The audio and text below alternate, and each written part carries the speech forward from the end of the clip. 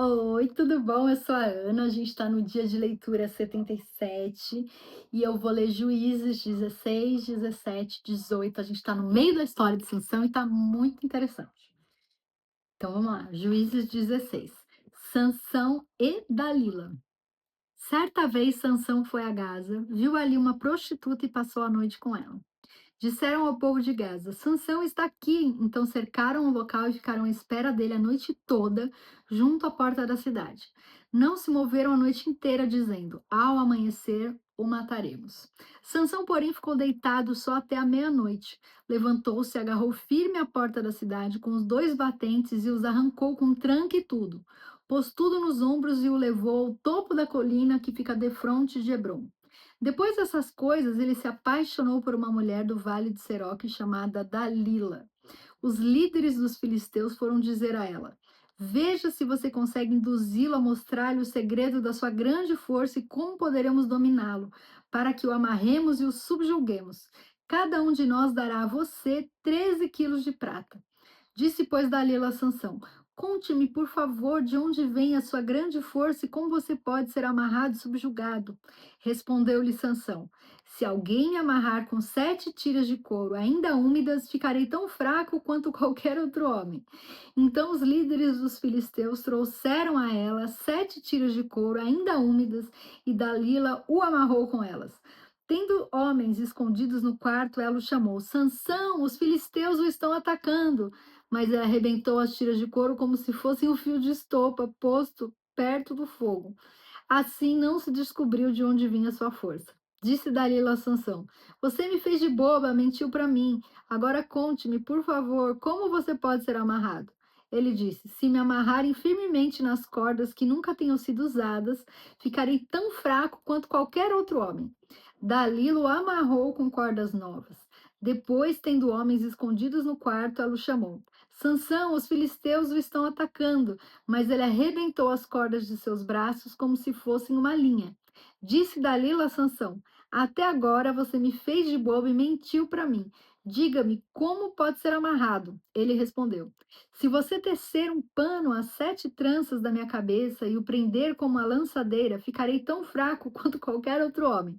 Assim, enquanto ele dormia, Dalila teceu as 7 tranças da sua cabeça num pano e o prendeu com a lançadeira. Novamente ela o chamou: Sansão, os filisteus o estão atacando. Ele despertou do sono e arrancou as lançadeiras de o tear com os fios. Então ela lhe disse: Como você pode dizer que me ama se não confia em mim? Essa é a terceira vez que você me fez de bobo e não contou o segredo da sua grande força.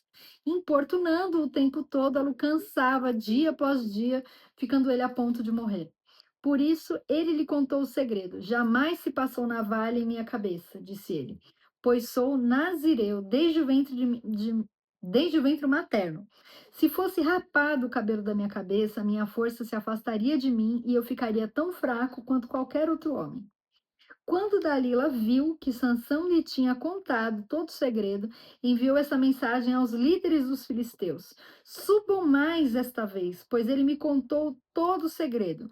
Os líderes dos filisteus voltaram a ela, levando a prata, fazendo-o dormir no seu colo.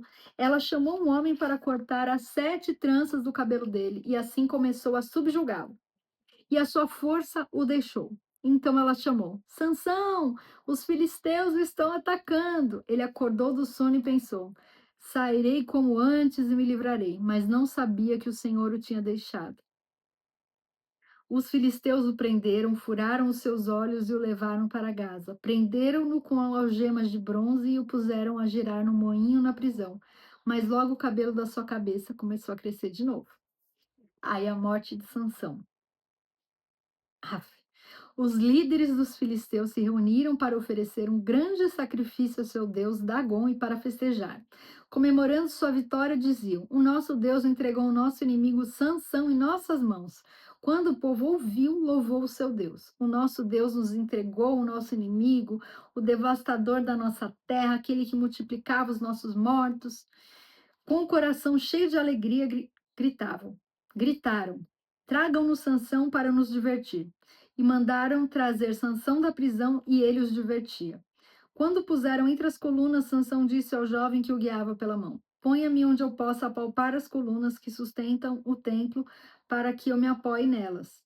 Homens e mulheres lotavam o templo. Todos os líderes dos filisteus estavam presentes e no alto da galeria havia cerca de 3.000 homens e mulheres vendo Sansão, que os divertia. E Sansão orou ao Senhor: Ó soberano Senhor, lembra-te de mim. Ó Deus, eu te suplico, dá-me forças mais uma vez e faze com que eu me vingue dos filisteus por causa dos meus 2 olhos. Então Sansão forçou as 2 colunas centrais sobre as quais o templo se firmava.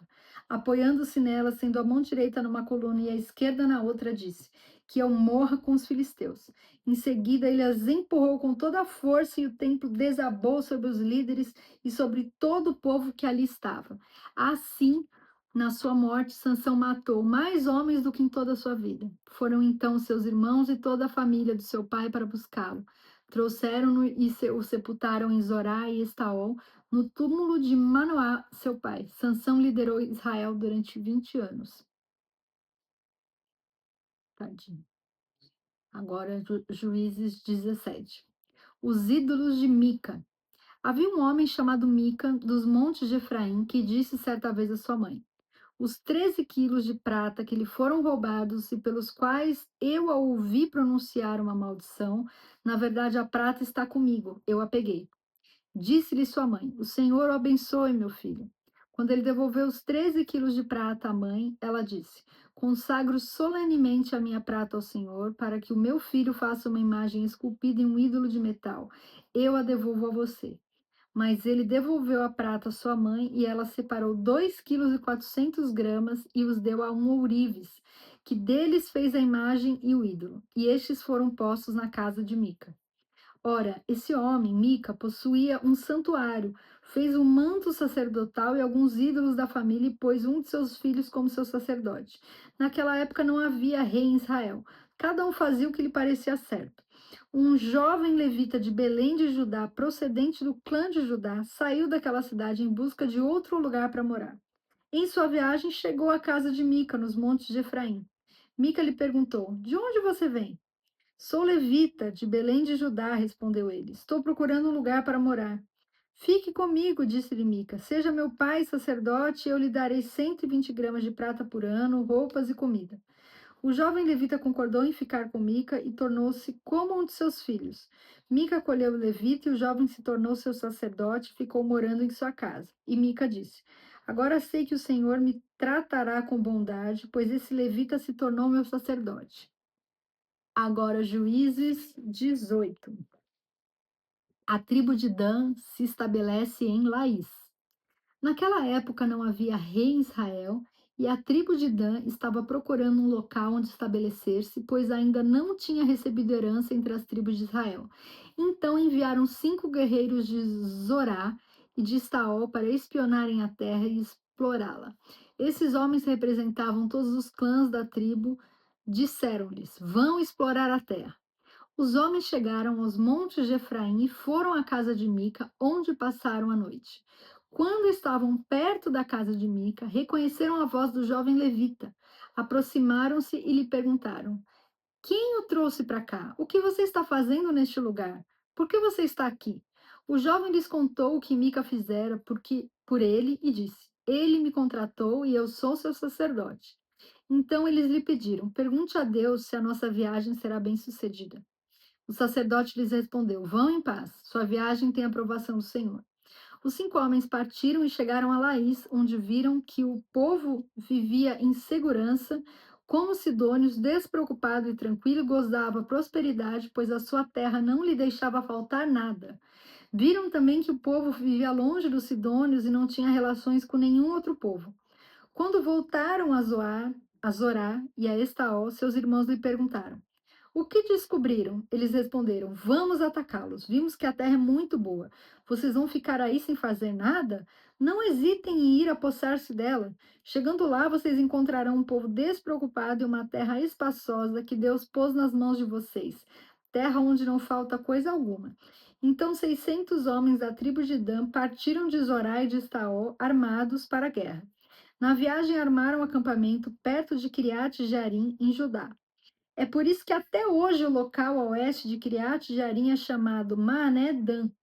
Dali foram para os montes de Efraim e chegaram à casa de Mica. Os 5 homens que haviam espionado a terra de Laís disseram a seus irmãos: Vocês sabiam que numa dessas casas há um manto sacerdotal, ídolos da família, uma imagem esculpida e um ídolo de metal? Agora vocês sabem o que devem fazer. Então eles se aproximaram e foram à casa do jovem levita, à casa de Mica, e o saudaram. Os 600 homens de Dan, armados para a guerra, ficaram junto à porta. Os 5 homens que haviam espionado a terra entraram e apanharam a imagem, o manto sacerdotal, os ídolos da família, o ídolo de metal, enquanto o sacerdote e os 600 homens armados permaneciam à porta. Quando os homens entraram na casa de Mica e apanharam a imagem, o manto sacerdotal, os ídolos da família e o ídolo de metal, o sacerdote lhes perguntou: Que é que vocês estão fazendo? Eles lhe responderam: Silêncio, não diga nada, venha conosco e seja nosso pai sacerdote. Não será melhor para você servir como sacerdote uma tribo e um clã de Israel do que apenas uma família e um só homem? Então o sacerdote se alegrou, apanhou o manto sacerdotal, os ídolos da família e a imagem esculpida e se juntou à tropa. Pondo seus filhos e seus animais e seus bens na frente deles, partiram de volta. Quando já estavam a certa distância de casa, os homens que moravam perto de Mica foram convocados e alcançaram os homens de Dan. Como vinham gritando atrás deles, estes se voltaram e perguntaram a Mica: Qual é o seu problema? Por que convocou os seus homens para lutar? E ele respondeu: Talvez vocês não, ele respondeu: Vocês estão levando embora os deuses que fiz e o meu sacerdote. O que me sobrou? Como é que ainda podem perguntar qual é o seu problema? Os homens de Dan responderam: Não discuta conosco, senão alguns homens de temperamento violento o atacarão, e você e sua família perderão a vida. E assim os homens de Dan seguiram seu caminho. Vendo que eles eram fortes demais para ele, Mica virou-se e voltou para casa. Os homens de Dan levaram o que Mica fizera e o seu sacerdote e foram para Laís, lugar de um povo pacífico e despreocupado. Eles mataram todos ao fio da espada e queimaram a cidade. Não houve quem os livrasse, pois viviam longe de Sidom e não tinham relações com nenhum outro povo. A cidade ficava num vale que se estende até Bet-Reob. Os homens de Dan reconstruíram a cidade e se estabeleceram nela. Deram uma cidade anteriormente chamada Laís o nome de Dan, em homenagem a seu antepassado Dan, filho de Israel. Eles levantaram para si o ídolo e Jonatas, filho de Gerson, neto de Moisés, e os seus filhos foram sacerdotes da tribo de Dan, até que o povo foi para o exílio. Ficaram com o ídolo feito por Milca durante todo o tempo em que o santuário de Deus esteve em Siló. E acabou esse vídeo. Ai, deixa um comentário para mim, curte, compartilha, ativa o sininho e até o próximo vídeo. Fica com Deus.